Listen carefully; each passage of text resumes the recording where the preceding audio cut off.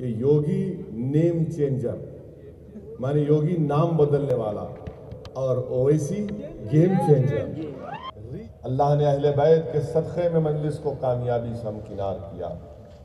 ये कामयाबी आपको मुबारक हो, ये कामयाबी आप तमाम की है, ये कामयाबी आपके इत्तेहाद की वजह से हुई। अमित शाह ने कहा था कि मजलिस मुक्त कर दूंगा तेलंगाना से। अल्लाह ने कहा कि बीजेपी को से मुक्त कर दूंगा तेलंगाना को।